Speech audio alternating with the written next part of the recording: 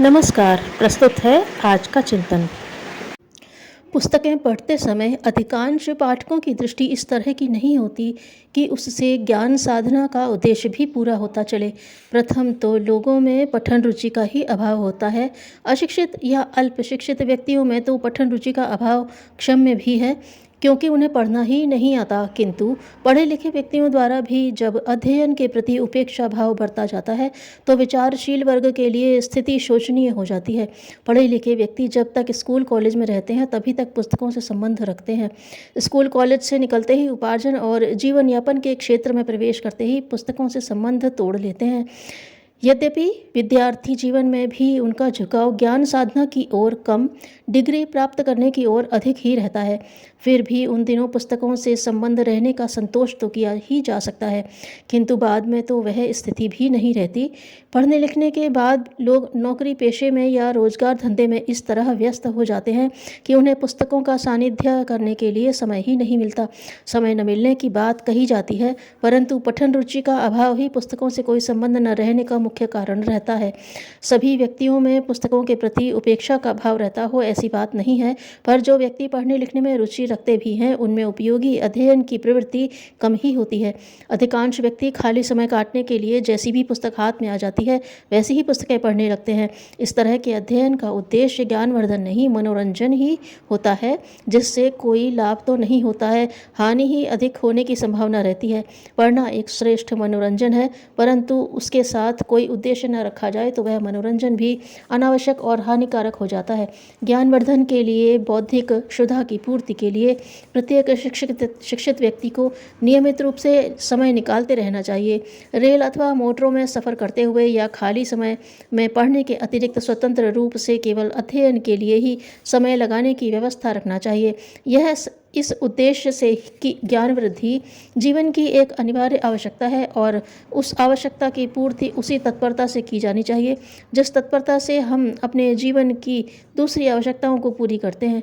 ज्ञान वृद्धि के और भी उपाय हैं, परंतु पुस्तकों से सत्साहित्य का अध्ययन उन सभी उपायों में सर्वोत्तम और सर्वाधिक सुलभ उपाय है। जो भी पुस्तकें ज्ञानवर्धन में उपयोगी हो सकती हैं उन सभी को खरीद लेना तो हर किसी के लिए संभव नहीं है, फिर भी अपने बजट में ऐसी व्यवस्था रखनी चाहिए जिससे कि घर में एक छोटा सा घरेलू पुस्तकालय बनता चले।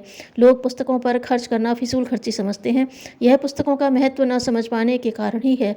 आत्मविकास के लिए श्रेष्ठ साहित्य का अभाव नहीं है। श्रेष्ठ साहित्य से दिशा और प्रेरणा मिलती है। एक बार रस आने पर तो फिर दूसरे विषय में जो मात्र हल्का फुल्का मनोरंजन ही देते हैं फीके लगने लगेंगे, यही नहीं उनकी उपेक्षा भी की जाने लगेगी।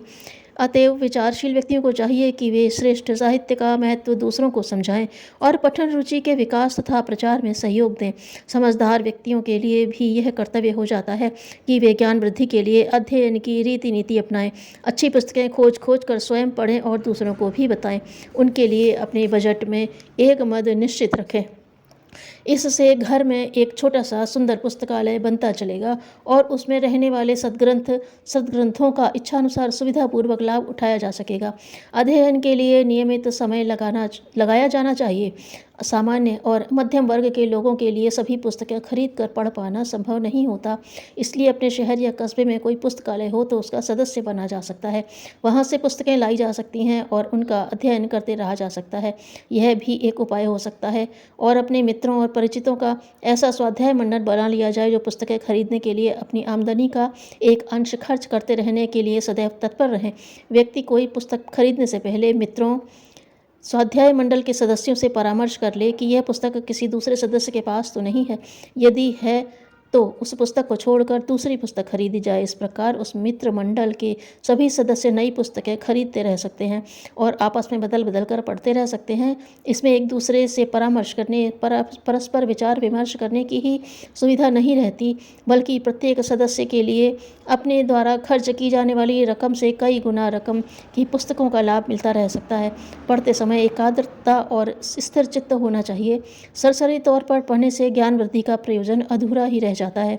उथले चित्त से पढ़ने पर जो पढ़ा जाता है वह भी दिमाग से उतर जाता है। इसलिए किताब के पन्ने पलटने भर से किताब के पन्ने पलटते भर न रहा जाए, बल्कि जो कुछ पढ़ा जाए उसे स्मृति में रखने, उस पर विचार करने और विवेक जगाने का प्रयत्न किया जाए। प्रेरणाप्रद साहित्य के अध्ययन का एक महत्वपूर्ण लाभ अपने विवेक को जागृत होने, विचारशीलता का विकास होने के रूप में देखा जा सकता है, जिससे भले बुरे का ज्ञान, उचित अनुचित का भेद और निरक्षीर विवेक की विश्लेषण बुद्धि निकलती है। अध्ययन किसी आध्यात्मिक साधना, ध्यान, पूजा से कम महत्वपूर्ण या कम गंभीर नहीं है। ज्ञान वृद्धि के लिए पढ़ते समय यदि नोट्स लेने और पढ़े गए का सार लिखते चलने की आदत डाल ली जाए, तो उससे न केवल पढ़ी गई बात स्मृति में जम जाएगी, वरन अपने पास जानकारियों का एक कोश ही संचित होता चला जाएगा।